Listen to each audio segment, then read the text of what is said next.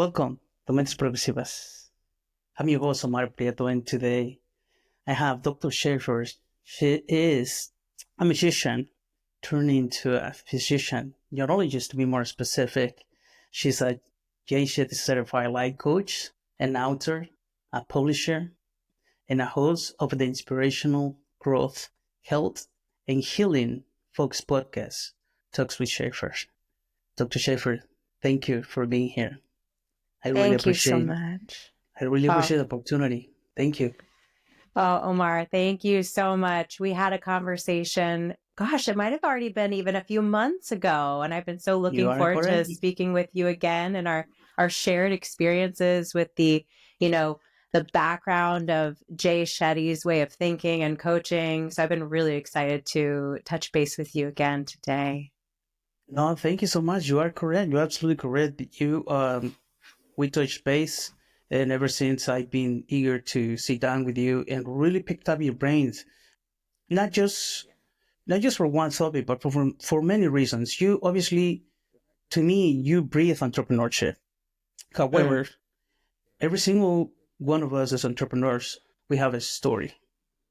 And a lot of times, everybody sees all the things that we're doing. Like, for example, I can see all the great things that you are doing and things that are coming your way and all the work you're putting into.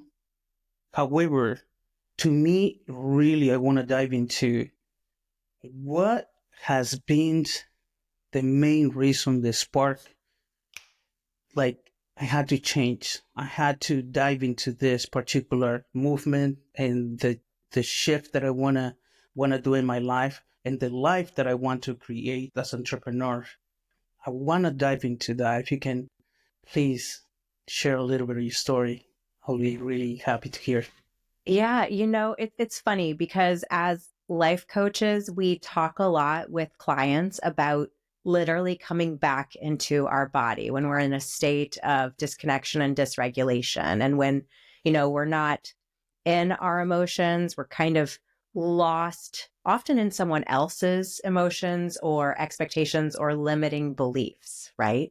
And we're just lost and we're so far away from ourselves and our goals. And we do these exercises, whether it's visualization or breathing or meditation, whatever it is works for that individual and for our coaching style to bring us back into our body. And it's so interesting because when I started the journey back to myself, I didn't know I was going to become a Jay Shetty certified life coach. In addition to being a neurologist, I didn't know that I was going to, put out 2 books in 2025. I didn't know that all of that was ahead of me. But what I did finally understand about my life was that it was mine and that for me to really start living it, be authentic, and have the life that I wanted for myself, I literally had to come back into my body because nothing was working. My life, my personhood had really disintegrated over the years and the decades, one bit by bit. And it was because I had leaned so far outside of myself, which I think so many of us do. And we feel something's wrong. And so we try harder. We lean out more. We overextend ourselves more. We put ourselves in rooms and situations and jobs and relationships that aren't for us. And we question, why does it feel wrong? Why does it hurt so much? Why is it so uncomfortable? We have to come back to our body and start living in alignment. And then it's interesting because I'm doing more than ever with my time and my creativity, but it is for me, for my purpose. And so the energy I have has gone from almost like living life where you feel like a dead battery to the things that I do that take my time and energy, they're actually quadrupling it. They're giving back to me so much because I'm living in alignment. So for me on my personal journey, it was coming back to myself, reclaiming my story so that I could build a future that I truly wanted. Yeah, I really love the fact that you bringing it back to you. It's like pretty much you are just in a way it's not that you giving up as a part of you that no longer connect with you, but in a way you just surrender completely. You Yeah. completely surrounded to the process. You didn't know what part or what was coming for you. You mentioned that you're doing so much, which I mentioned at the beginning. I'm like, you're doing so much. And I can see and I know the work that you had to do, especially when it comes down to social media, when it comes down to you being a publisher, an author, and having a different type of career besides the life coaching. But the one thing that you mentioned too is creativity. And I think as we get older and we start growing, we forget that it's part of us. We were born with creativity. And when we lose sight of that creativity, we let that go, we no longer want to touch because several of us say, I'm not creative. You're born creative. It's within you. Spark. Find ways to spark it. I want to dive a little bit into that because it's part of you. And like I said, you breathe entrepreneurship. How do you manage to bring it into your life without losing sight of that whole entire excitement? Like, it's good, it's good, it's good. But sometimes, like, yeah, it's that this is not good. You know what I mean? Yeah. For me, something that works really well for harnessing my creativity, we have to be in a state of play to be creative, for one thing. So if we're sitting down, we're like, okay, this is my scheduled time, that may work for some people. For me, the best ideas I have come when I am in a relaxed state where I'm willing to be playful. And for me, when I'm able to harness that energy, the best thing is to step out of my own way and to limit the time and the distance between when I have an idea and when I can create a scaffolding for that idea. Right. So if that means I'm in the shower and I have an idea, I got to get out of the shower. I got to write it down, or I got to make a little film of what the reel is going to be. Right. Like, I don't waste time. I don't let ideas go by me without harnessing them anymore. And I think the reason we do that is not just because we don't have enough time and we don't want to pause. A big part of why we don't pause is because we don't necessarily believe that our ideas are worth our pausing. We're so, again, leaning externally into, well, I've got to do this, I've got to do that. This is all more important than me. But when we lean into these ideas that we have that are really a part often of our subconscious, they're not necessarily in our conscious thoughts. They're a part of this kind of bubbling undercurrent of creativity that we always have there within us, but we're distracted from in our busy modern lives. When we harness that creativity, it's almost like a balloon that you can hold on to, and it carries you to the next place. And then you have the next idea and the next. And so for me, something that really helped when I had really reclaimed my story and I was getting my energy back, and I was deciding, no, I'm going to believe in myself. I'm going to dedicate to my life and my future. The thing that really helped me, and I'd be curious to see if this helped you too, to have a piece of paper and have a bubble. And that's me. And then to have all these other bubbles that were goals, and to not look at them as separate, but to make the connections. And to write underneath, not only write a book, well, why? What's my purpose? Write the purpose. And then be able to see, when I stepped back, these weren't separate things. They were all interconnected. And for me, the reason that's really important when we have big goals is it helps us then see that every little goal I achieve every single day is not isolated, but it's a little rung on the ladder to meeting that goal, which means it's like, check, I've got a data point in my brain that instead of that old limiting belief I had that I couldn't, it's saying I can. And you and I talked about this before, off camera, about the way that I've tried to capture that. It's through something that I developed called the butt wheel. So the limiting belief is, I want to write a book, but I've never written a book before. Or I want to write a book, but I don't know what I want to say. And we can use momentum, flip that around and use the same exact words and say, I don't know exactly what I want to say, but I want to write a book. And the magic of just turning that phrase, BUT, that but phrase around, and instead of focusing on kind of a toxic positivity, no, don't say but, say and. No, we're starting from where we are. Maybe right now, all I have is but. All I have is this nasty thought that's telling me I want to do something, but I've never done it before. Okay, let's start with what we have. I've never done this before, but I want to do this thing. Yeah. And now my momentum is forward and it's heading me in the right direction. And I'm drawing the bubbles and I'm connecting them and I'm seeing every day the positive forward motion that I'm making. And that proves to me that I can. And when I believe I can, I absolutely will.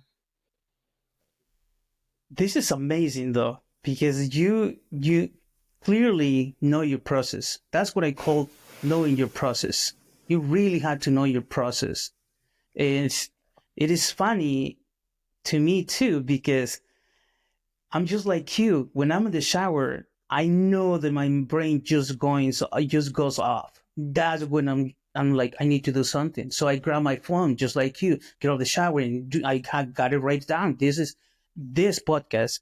Obviously, I dream about it. In the shower, I connect, and I'm like, it has to happen. And just like you, wrote it down and start connecting the dots.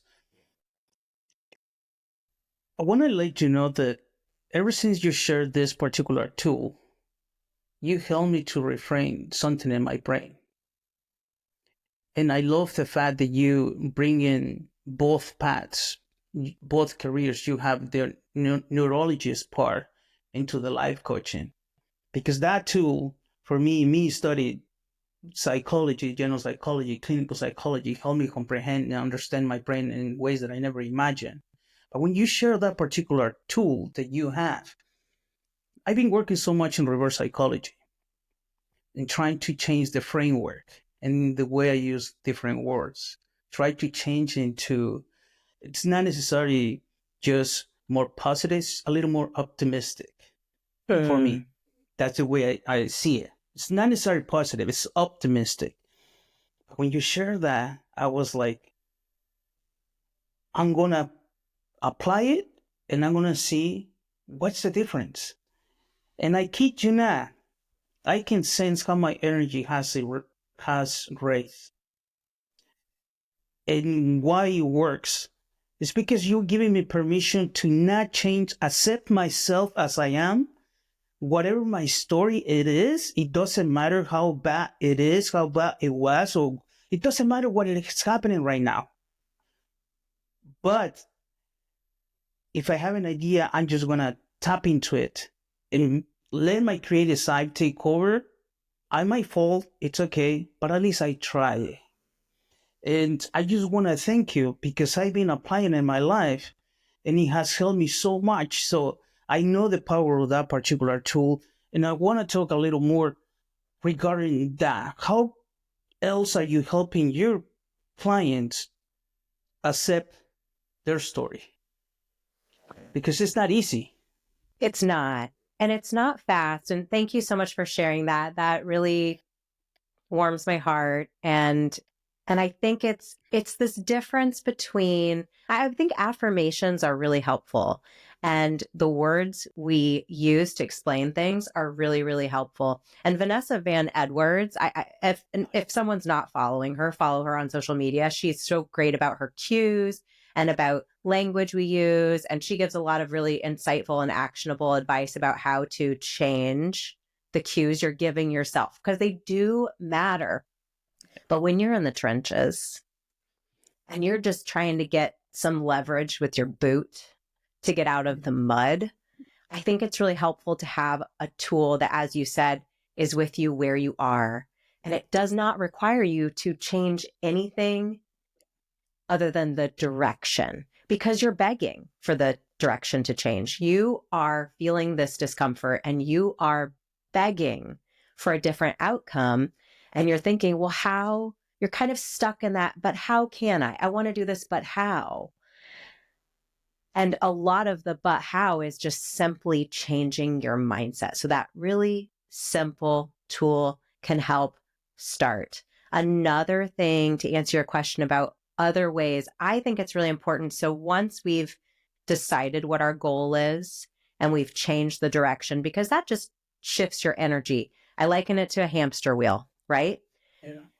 If we've got really difficult things going in our life, let's say we're in a bad relationship that's, we say toxic, or it's essentially abusive. We say toxic, but it's really a word we're trading for one that is more painful to say, which is it's abusive. Because toxic, you can stay in a toxic relationship because it's kind of like, yeah, it's toxic, but who isn't anymore, right? You know, we use that kind of more lightly. But when we say we're in an abusive relationship where someone's utilizing coercive control and abusing us, that feels really uncomfortable, in part because we recognize, ooh, I do have some agency, not over what they're doing, but over what I'm doing. And there's pain in that, but there's power in that realization to say, okay, I'm being abused. I am being abused. Not you're abusing me, but I'm being abused. I accept that. I see that for what that is. Am I going to keep running on the hamster wheel of leaning into you're abusing me? Or am I going to change the direction and say, I'm being abused? What am I going to do? And taking back your agency. And I think a really important way to do that is to help people when they say what their goal is. I want to leave this relationship. That's great. Get to their why. Because when you're saying I want to leave an abusive relationship, that can feel so big and so difficult and have so many pieces to it. Safety, finances, where am I going to live? Maybe we share children. Maybe we work together. Maybe our retirements are merged. You know, so many issues. Maybe I have beliefs about whether I'm even allowed to leave a relationship, right? So many issues beyond that. So if we start to peel back the layers of the onion to get to the, well, why do you want to leave this person? Well, they're abusive towards me. Of course I want to leave them. Okay. What does that feel like when they treat you that way? And peeling back the onion to understand, no, really, why do you need to leave? And getting down to the root of the matter, which is, oh my gosh, I deserve better. I deserve to be safe. When you get to those roots of the issue, sometimes you're helping someone realize something that they've never actually given themselves the space, the room to say or believe, that they deserve to be safe, that they deserve to be themselves. And so we can't just stay at what the problem is. When we help people get down to the why, that's when they really start to make the changes. Because when we've been in an abusive relationship for 20 years, sometimes the feeling is, well, what's another 5? Wait till the kids go to school, you know, wait till this happens, that happens. What's another X amount of time? But when you get down to the root of it, which is, oh my goodness, I'm a person and I deserve to be treated as a person with love and respect. It's really hard to abandon when you accept that reality and you believe that about yourself. That's really hard to abandon yourself one more day. And that knowledge, getting to that belief and shedding the limiting belief that was never yours, that was, unfortunately, it was a bad gift to you long, long ago that you've incorporated into the fiber of your being. Once you let that go, okay, now I respect and love myself. I love myself. And now I have to make different choices smartly on the timeline that works for me. But now I can't abandon myself anymore. Yeah. This is so beautiful because we're going back to the you coming back to you. But not you just coming back to you adding the why. When you add the why, you add a purpose. And it's your purpose because you start retaking your story. You start owning and taking over a part of you that no longer goes with the goals that you want to create. And I love the fact that you work in detachment, because to me that's huge. Based on what you just said, you didn't mention the word, but the way you're speaking, I'm like, that is totally detachment. How can you detach even from your own self, from that part of you that is so familiar? Whatever it is, that story no longer serve you for you wanna go, because you have different purpose, a different path that you can create. You don't need to abandon. You just leave it there, and it's okay, and you move on. And this is so amazing. This is what I was expecting. I was expecting like this type of stuff, because talking to you, I can sense since the last time I spoke to you, your energy has raised.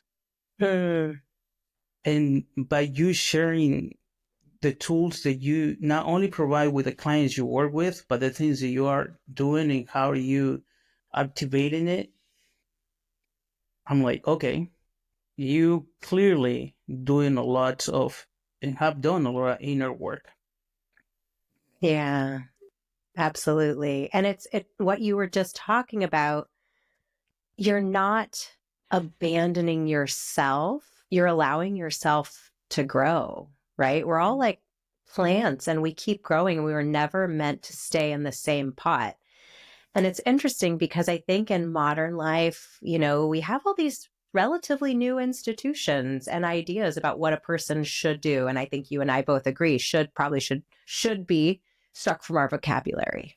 Should Yeah. is a naughty word. We shouldn't use that word. See, now I'm using it. It's like a cascade of events. I'm saying should and shouldn't.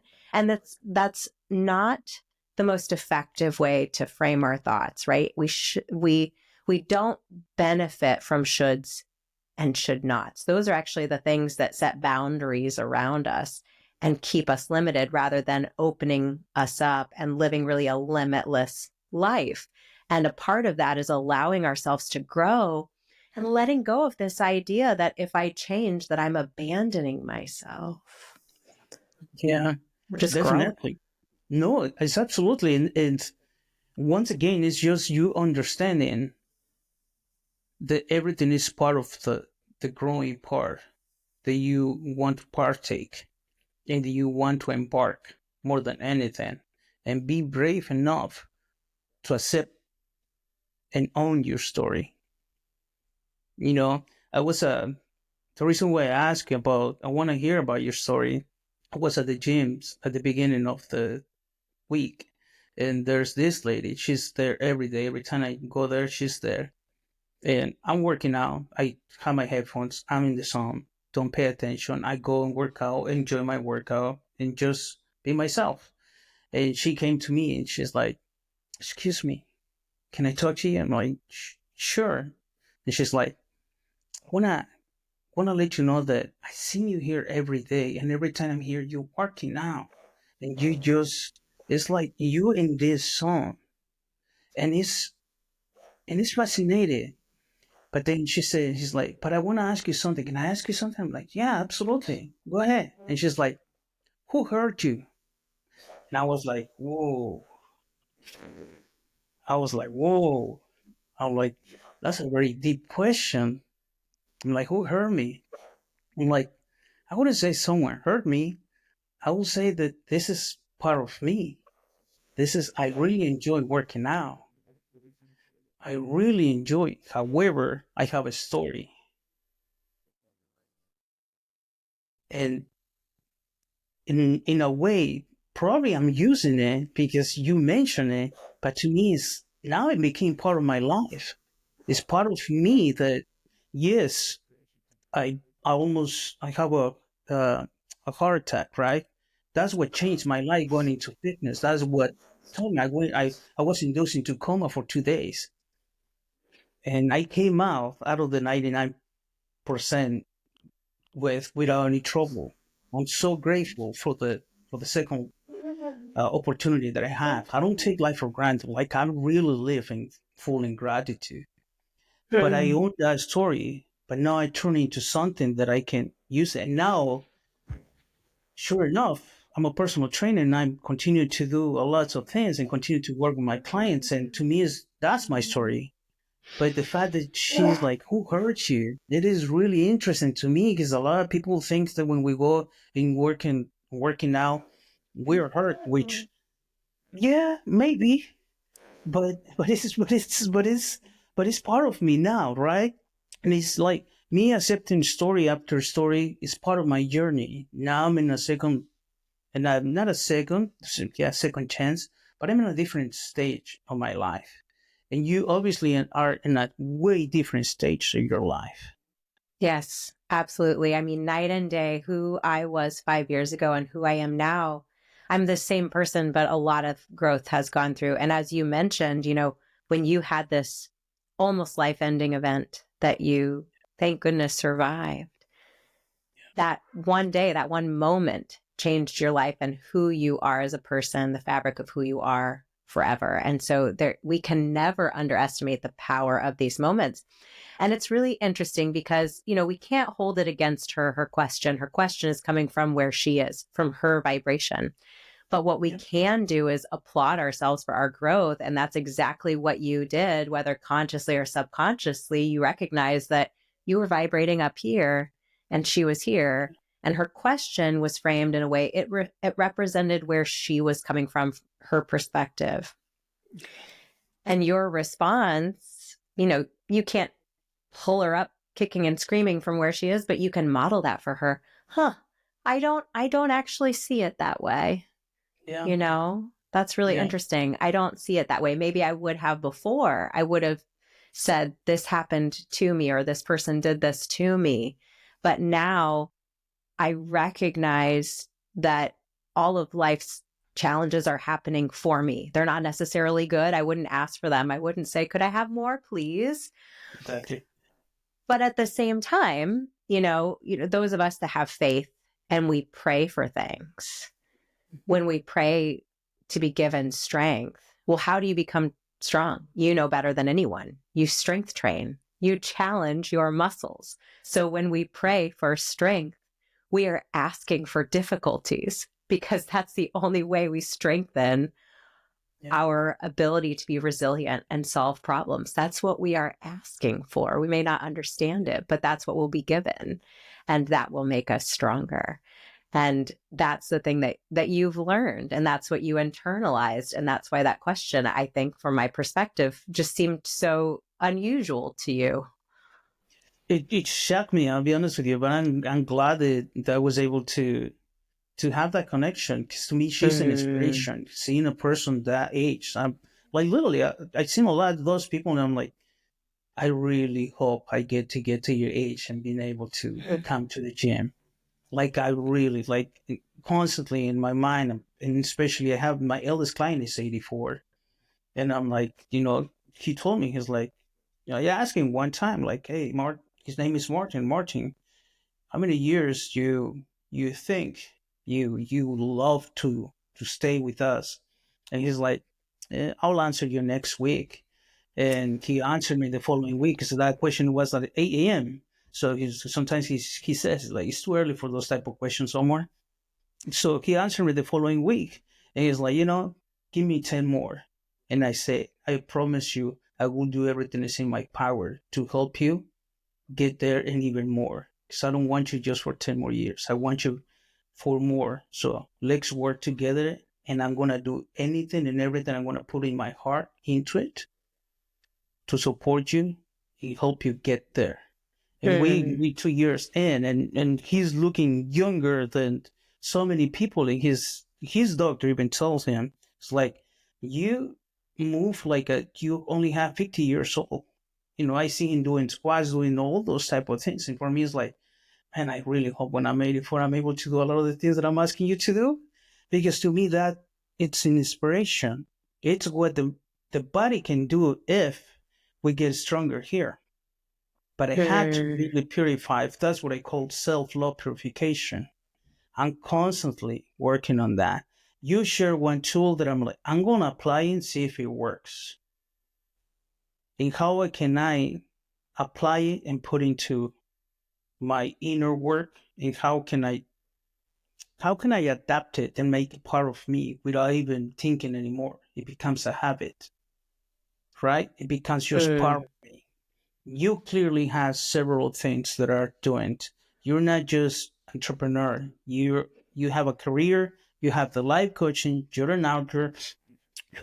You're doing production. You're writing books. You're a mom. Yeah. How in the world are you able to navigate everything that comes your way? But more importantly, you are enjoying it. And I love that. Yeah. For me, it's really enjoying it and letting go of the shoulds and shouldn'ts, because those will eat up so much of your energy and your time. I was actually having a discussion with my husband today because we are people that we really like to not set really firm limits, but we like to have goals. We like to discuss what our goals are in the future. And we have several, and we discuss them every single day. And we allow ourselves to edit and add new things. And we just get so excited when we have these conversations. And I said to him, I said, I think what we had talked about was, as we get older, we want to live in this place and that place, and we envision ourselves in New York City. And he said, but there are some downsides, and maybe when we live there full time, we'll feel those downsides. But I also know that that's where I feel that we want to be, and we agree on that. And I've lived in New York City before, so I know the realities of living in New York City. And I said, for me, I think the upsides are greater than any downside could ever be for me. I love living in New York City and Manhattan. And I said, you know what? I don't want to spend X amount of hours tending a really big garden. I've done it. It doesn't bring me joy. Cutting the flowers with the kids, having a box of flowers, having flowers. I have flowers and plants all over the house. I just am constantly trying to make it more and more green. I love plants. But for me, having a big home with a big yard that requires me to use my energy to tend to it was something that I thought I should want. And I think a lot of Americans, especially, that's kind of our idea of what we're looking for. It's going to suck up all your time and energy. And if that's what you want, that's amazing. Do it. It's great. Do it. But you get to a point in your life when you really know yourself and you say, is that what I want? And when you cut to the chase and you know yourself, you can say, oh, I actually don't want that. And when you do that, it makes it so much simpler when you cut out all of those unnecessary things that became a part of your routine. When you really take stock, for one, of your routine, how am I spending my time? Oh, this is interesting. I am doom scrolling for an hour every night or an hour every morning. How do I feel after I do that? Okay, this is how I feel. Not necessarily good. First 10 minutes, I actually think I like. But then after that, it's almost like I'm becoming a zombie. Okay, cut. Let's do 10 minutes and see. And maybe in a month, I'll want to do 5 minutes, right? Maybe I'll want to check in on my family and friends and my favorite creators, but I don't want to do an hour, right? We have to take inventory, really assess how we feel about the way we're spending our time and our energy, and cut out what is not bringing us joy, because then all that energy goes into what is bringing you joy. And for me, for example, the book, for people who aren't listening and looking, I have the cover of my children's book that'll come out in May, The Boy and His Brightly Colored Blocks. When that is being developed, you're getting communication from your illustration company every day, and you're making decisions, and you're tweaking colors, and you're tweaking the way this looks on this page, and you're making your promos, you're coming up with your plan for promoting the book and sharing the book. And it's so exciting and wonderful because it's how I want to be spending my time. It doesn't drain me. It fills me with joy. It fills me with absolute joy. And when I meet kids out in the wild and I tell them the story and I show them a picture on my phone, right? If I'm out with my kids and I meet one of their friends and I show them a picture and I start reading it and they're laughing, I'm just feeling so aligned. And this is exactly where I want to be in this moment. So when you're, I don't want to use the word busy because I think it's not the correct word for when you are fulfilled and living with purpose all the time. You don't feel like you're busy. You just feel fulfilled. And so that for me is key to allowing me to tap into this creativity, because I've always liked to be a person who was always moving. I really do struggle with stopping. Yeah. Yeah. And some might say that's a limiting belief, but I've taken stock. I've thought about it a lot. And honestly, I only have so much time, and I don't do it out of a feeling of, I think you and I even talked about this last time we spoke off camera. I thought, well, let's think about that. Am I trying to meet someone else's needs, or feeling like I have to produce to be worthy, right? A lot of these limiting beliefs. And I think especially women, we think we always have to be doing and serving. But the reality is, for me, taking stock, I don't do it because I have to. I do it because I want to, and it brings me joy. So I'll just keep leaning into that. And I won't worry if someone says that I should be doing something else with my time, or I should rest. Like, Yeah. no, I'm going to listen to my body. When I need to rest, I'll rest. But when I feel energy, I'm going to lean into that. I'm not going to stifle myself. Yeah. This is so amazing. All the things that you touch that to me are very important to you. You clearly understand the power of visualization. Write it down your goals. You completely understand how powerful it is. If you write down your goals, you start visualizing, and that's what I call it. To me, it's a circle. You write down your goals, you visualize, and you attach and connect it to the why. Yes. Everything changes. Everything starts changing. And to me, I'm really glad that you are able to share all these tools, because many of us have no idea of where to start. And a lot of times it's just get that out of your head and just write it down. Just put it down. Just let yourself just write it down, and whatever comes out, it comes out. But I don't know what to write. It's okay. Whatever's in your head, just write it down. Just one thing, two things, three things. Now visualize. How does that feel? You mentioning the part of the fulfillment and the enjoyment, and it's just like, how does it really feel? Because at the end of the day, nobody's gonna do it for me. I had to do the work. I had to do everything, right? And when you put it down, and I do that a lot with people who are really feeling stuck in their limiting beliefs, they're stuck in the negative but rather than the forward momentum but. They're stuck with it being, I've had a client who struggled with chronic illness, and it was, I want to be who I was before I got sick, but I'm not healed enough.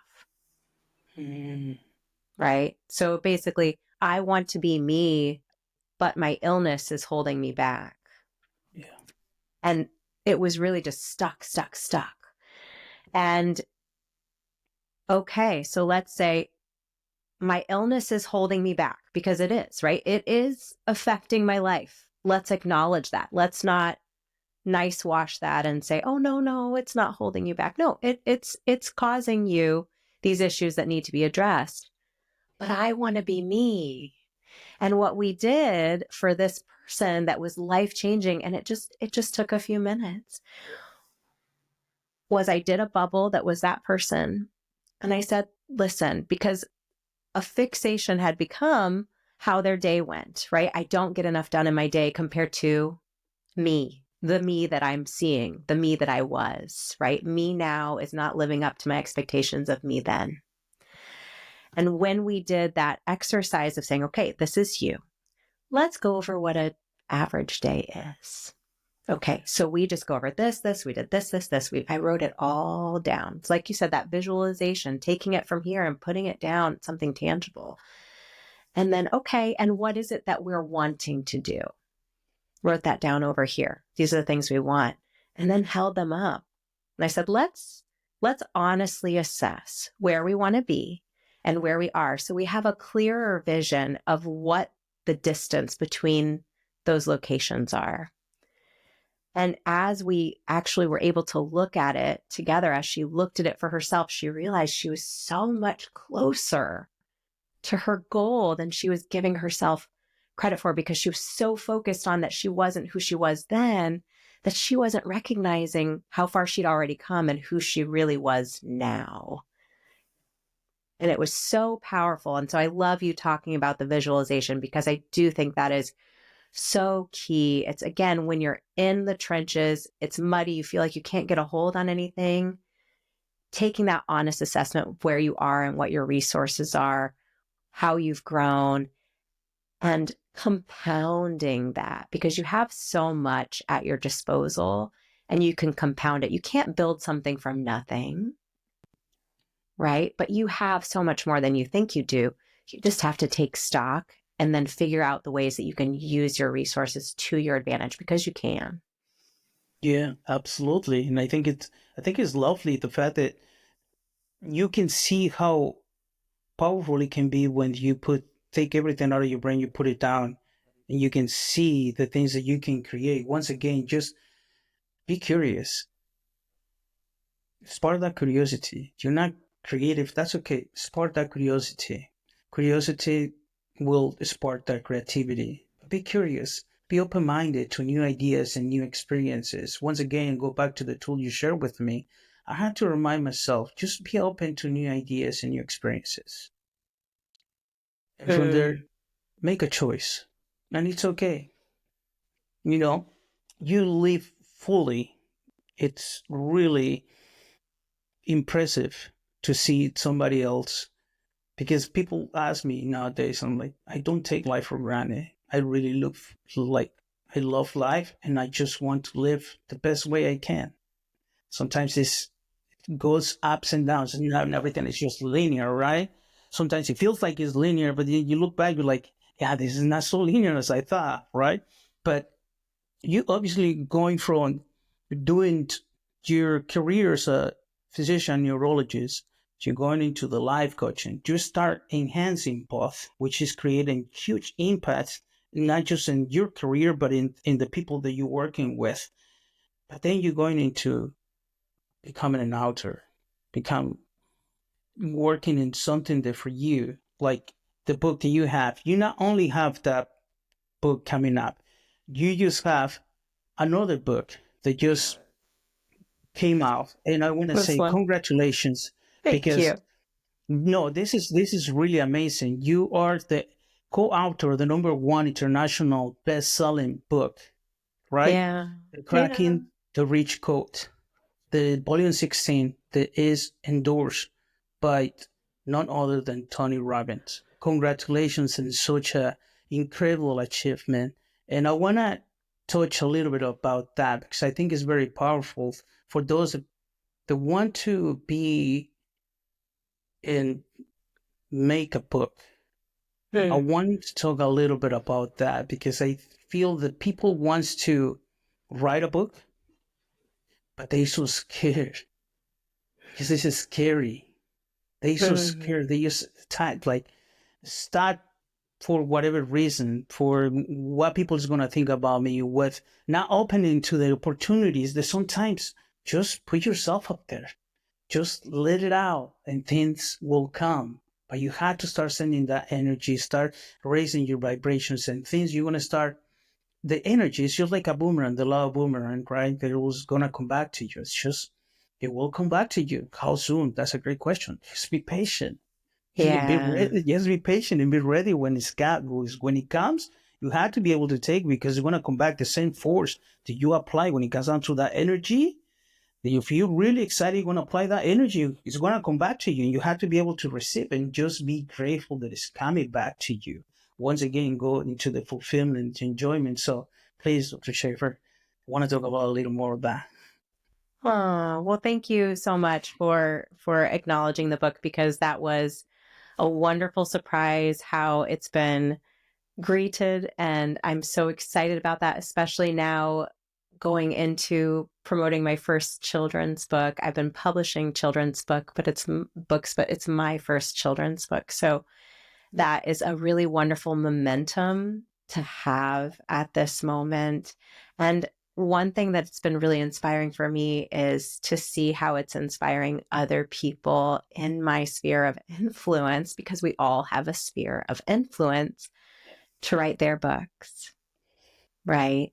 And I'm writing a book about COVID-19. It's a collective effort, and people all around the world are participating in this shared experience of what people experienced in COVID-19, what happened in their professional spheres, and what they, as experts in their lives and in their fields, feel would be helpful ways that we could take those lessons learned and make positive change moving forward, because it feels at this point in time in history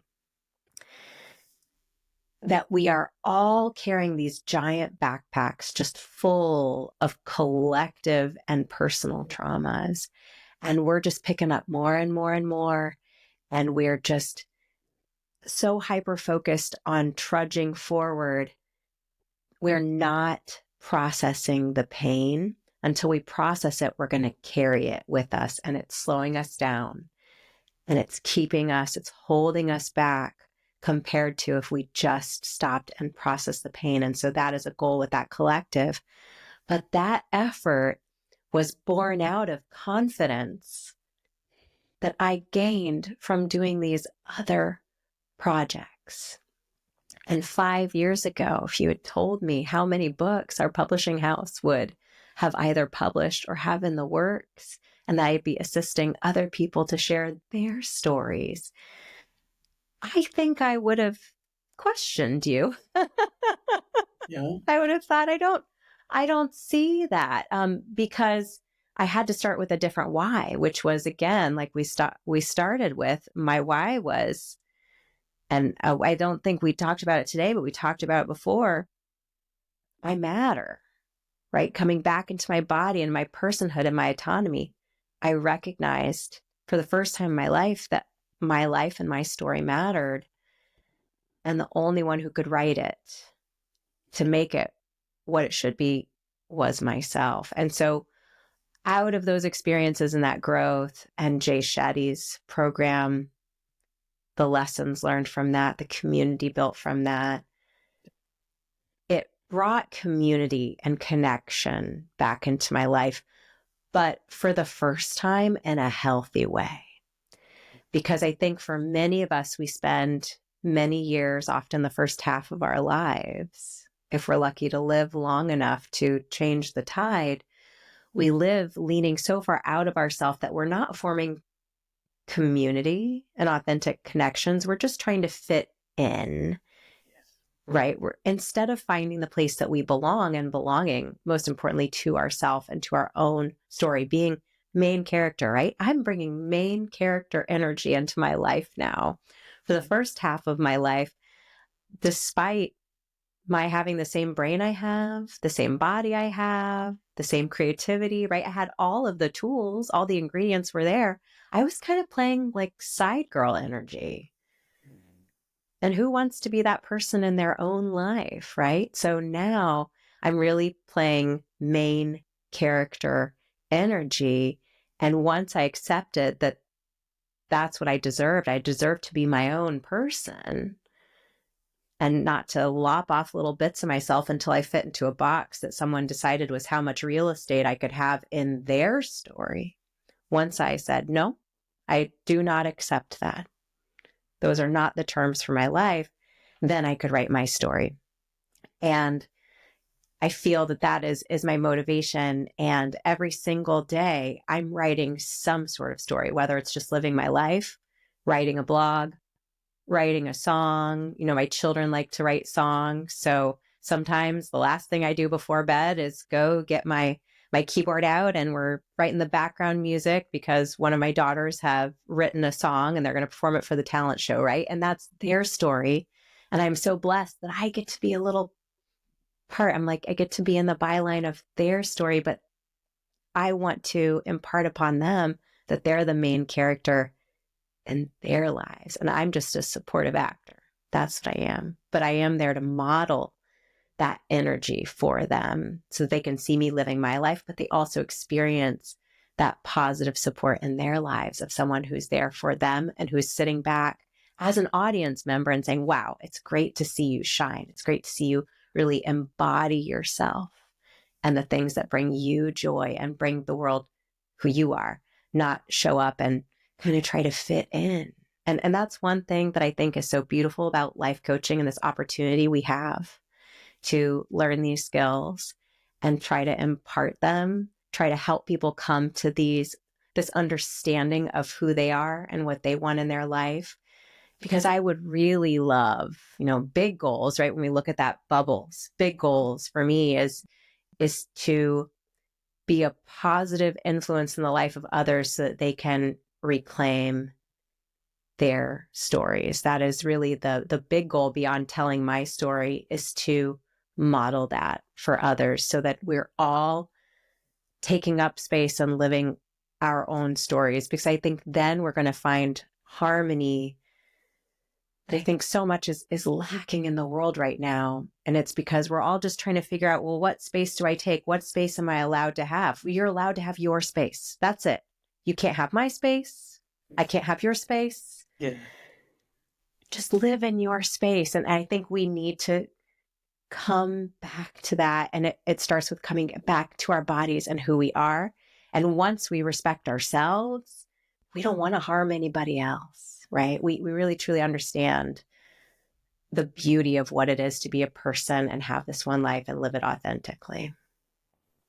This is so beautiful, because that to me is the power of the ripple effect. Mm.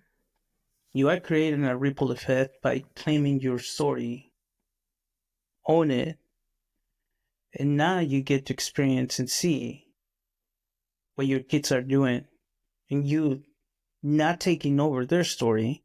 You are more than happy to be there. Still, I can be part of it, but this is your story. It's your time to shine. And that is so beautiful. So thank you so much for sharing that. To me, as a father, I'm like, wow, that is it. This is so beautiful. And I'm so glad that you get to share that. And your kids obviously get to do that. And as a matter of fact, one of your kids is writing books, an entrepreneur already. She has wrote 4 books. If I She's on her fourth. She's writing her fourth Yeah, there currently. you go. And Nice. I'll show them because I've got a few. Some are Yes. behind me and I've got this one. So yeah, she has 3 wildlife themed books, children's books. Yes. She's 11 now. She may have been 10 when we last spoke. She had a birthday recently and she's writing her fourth. And the thing about her is, again, it's amazing to see your kids why, right? We don't write books because she just loves writing. She does love writing and she's talented and she's so funny and she's so good. The thing I really love, being her editor and typist, so I get to see in real time how she's constructing these stories.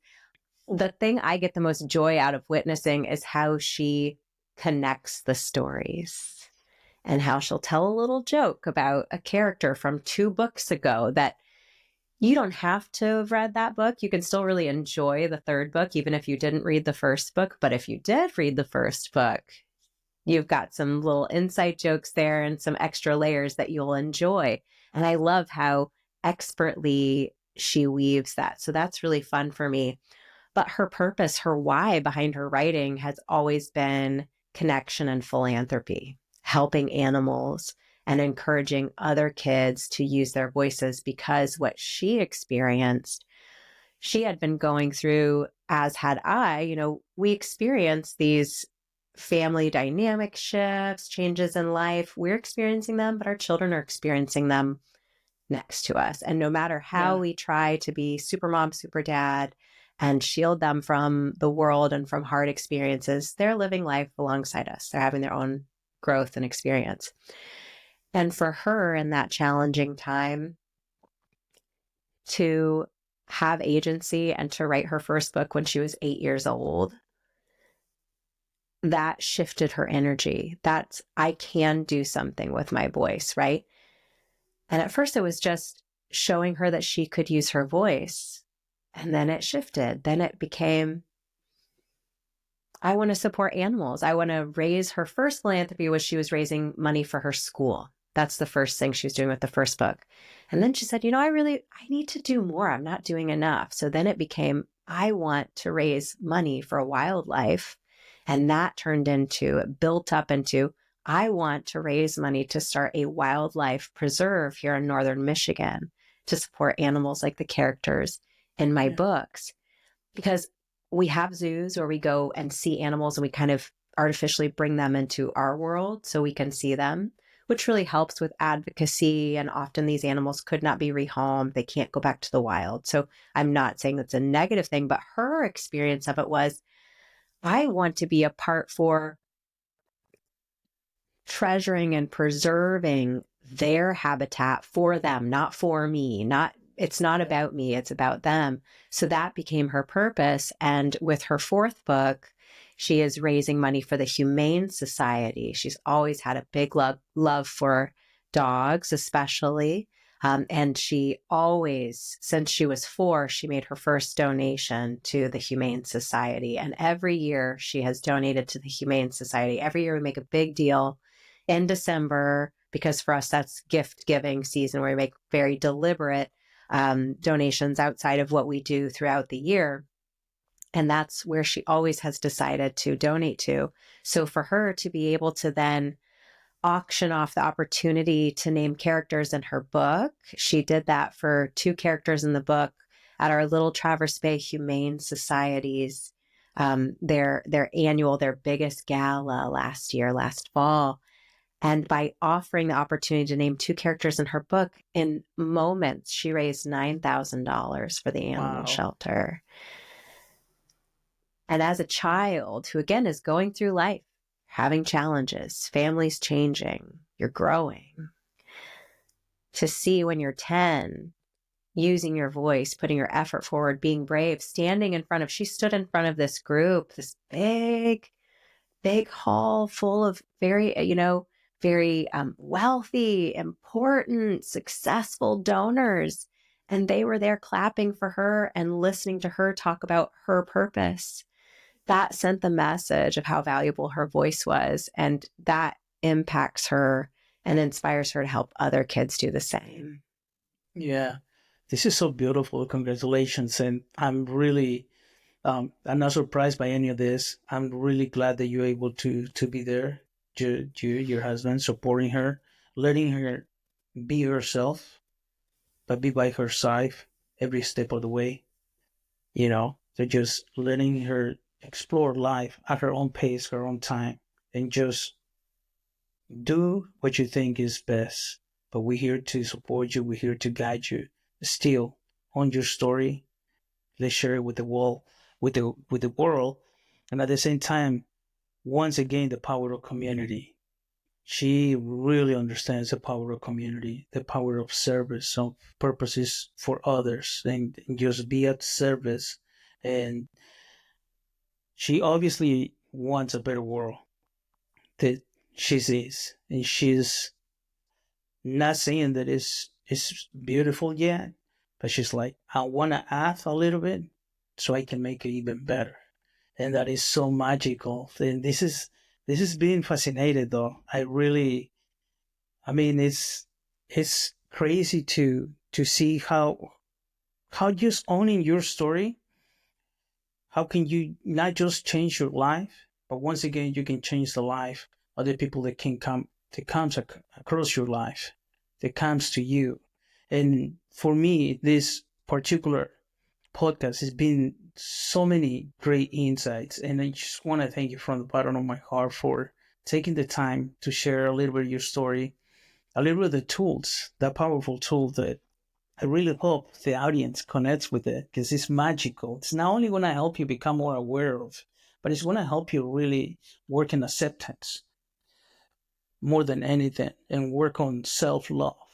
And that self-love purification, as me personally, I name it. Dr. Shafer, it's been an honor. But before I go, is there anything that I haven't given you the opportunity to talk that you would like to share with the audience? Omar, I just want to say, listening to you talk about self-love, I think a lot of people feel that it's selfish, but there's nothing selfish about self-love. It is a necessary place to start from on your growth journey. And one thing I always tell people, if they're feeling that pain and that dissonance that you feel when you're in the wrong place, the wrong space for you in your life, is if you can't grow where you are, you have to go where you can grow unapologetically. Because if you're not growing, you're dying. We all need to go where we can grow. And thank you for giving me this space, because I know having this conversation with you today, as well as when we spoke previously, was a growth opportunity for me. And I'm so grateful for you creating this space for your audience to have these conversations. Thank you so much. No, thank you. It's been fascinating. And me personally, I learned so much. This is the second time I talk to you, and I'm looking forward to continue to connect.